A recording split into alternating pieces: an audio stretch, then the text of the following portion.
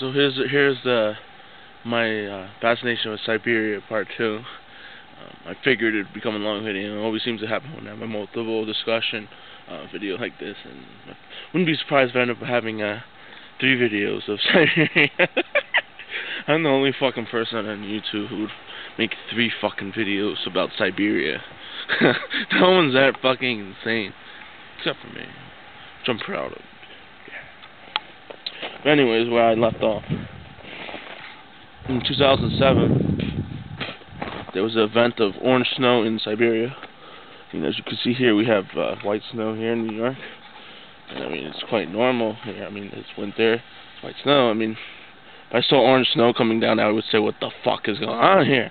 Say, what the hell? This doesn't make any fucking sense. Is there dogs peeing up in the sky? I don't know. But, these people see orange snow in Siberia, and they say, what the hell is going on? And I mean, some people thought it was a chemical reaction. Some people thought it had to do with a rocket launch.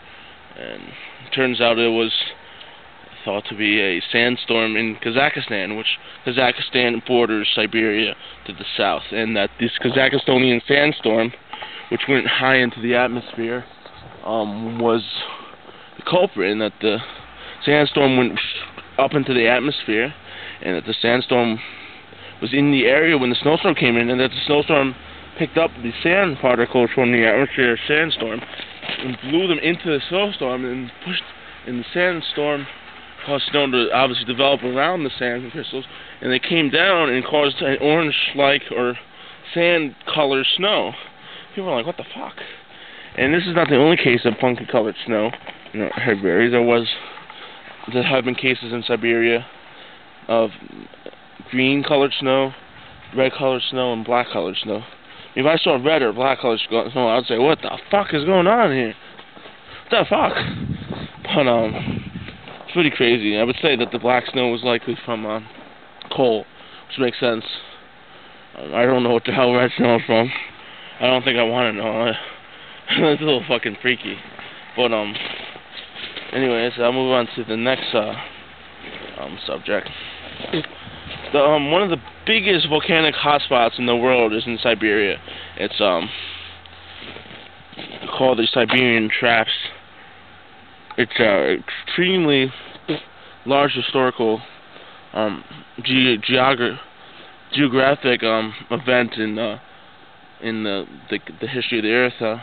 I mean, it was, I guess they say, it was about the size of Brazil, I think I've heard, of just a huge lava flow, the size of Brazil, of huge volcanic explosions, and that it was almost just like a huge volcano about the size of Brazil.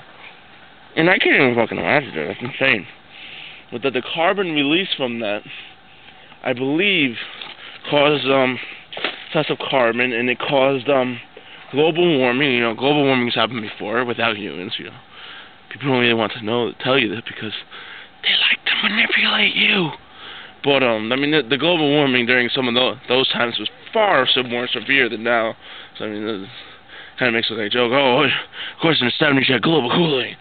You go from the 70s of the global cooling crisis to the 90s to the global warming crisis. You know, politicians always have to, you know, make an enemy in order to pretend that the enemy is the problem in order to solve the so-called problem that doesn't even exist in the first place. But as far as that goes, this was during the time periods of the actual, I believe they said, before the dinosaurs, and caused a mass extinction, and it was caused the global warming, and the dinosaurs were fine with the global warming, and it caused massive extinctions. Before the Siberian Traps, you had the trilobites and all kinds of creatures, and that the Siberian Traps caused such an environmental change and impact that it actually caused a mass extinction all over the world, which is quite, again, I mean, this is another reason why I'm obsessed with Siberia. I mean, not only is there recent history, a lot of interesting, weird things. I mean, you have the global events, one of the biggest events of all time in our Earth's history is from Siberia. And even today, I mean, it's still a global volcanic hotspot in Siberia. And it's actually the biggest volcano in the world is in Siberia. Not the biggest, sorry, the second biggest. I think the biggest is in, I believe, Mexico. Don't hold me to this as 100%, but I think I remember that one of the biggest volcanoes in the world is in Siberia to this day. I think it's something like 15,000 feet, which is huge. I mean, that's got a lot of fucking power there. Freaking, I should probably fucking make a video about Indonesia next to talk about Krakatoa and the people of Indonesia. But I mean the whole idea of Siberia, I mean, goes even far beyond. I mean, pretty much, half the world is pretty much related to Siberians. I mean, in my opinion, Mongolians are actually a small fringe of Siberians. There really basically are Siberians, in my opinion. I mean, I would say Mongolia is where Siberia technically starts, in my opinion. And between the Mongol and Siberian conquest, I mean, probably almost everyone in the world, almost everywhere on Earth has probably had Mongolian conquest, from the Native Americans, heavy in Russia, obviously, China, even Japan. You have India, Pakistan, Middle East had Mongol conquest. I mean, you had Eastern Europe all the way to Poland. I mean, you even have the similar Siberian people who went, like I said, went across to Native Americans. You have the similar Siberian people who are related to the Finns and Lapps of northern Scandinavia, central Russia.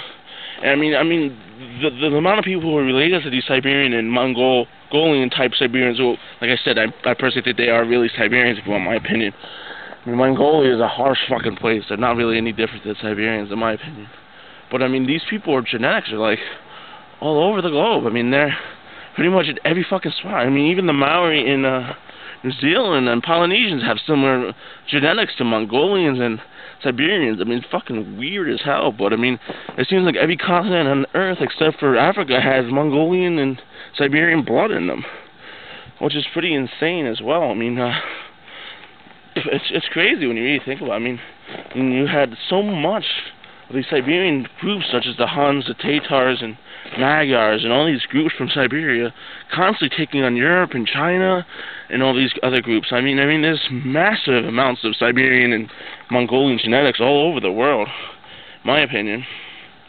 I mean, I find it interesting that Polynesians are related to, I've seen the genetic imprints of Polynesians in the Maori, and they actually look very similar, the haplotypes and genotypes of the Maori and the Polynesians, to actually the Mongolians and Siberians, which makes me question if Polynesians are almost a double people, where maybe, say, from Easter Island, Native Americans came over to Polynesia from one side, and then Thai and Filipinos and Indonesians and other groups came to the other side that mixed to make one united group. Because I think that there's something strange about the Polynesians. And from what I've seen in genetics, that doesn't just fit the description that they're Taiwanese. I mean, and I think that's kind of a joke. I mean, they come from Taiwan, and all of a sudden they become like the Polynesians. The traits of the Polynesians are so far different than the Taiwanese. It's like night and day. I mean, I see much more Mongolian type traits, if you want my opinion, than Taiwan traits in them. But it's quite insane and intriguing. I mean, you had can't pronounce his name maybe right. Dmitriev. I probably fucked up his name, but he was a Siberian scientist who discovered the periodic tables. Sorry, this is bad information, but if you look up periodic tables and the inventor of it, you'll find this guy, and I can't pronounce his name exactly right. Dmitriev, or the Dmitriev Dev. I don't fucking know what the hell it is, but if you look up the periodic tables, this guy invented the elements of periodic tables, and he is a native-born Siberian too, which is quite interesting. And the people of Siberia are interesting too. You have so many different groups. You have the Mongolians, which I say I'm like them, the Tatar types.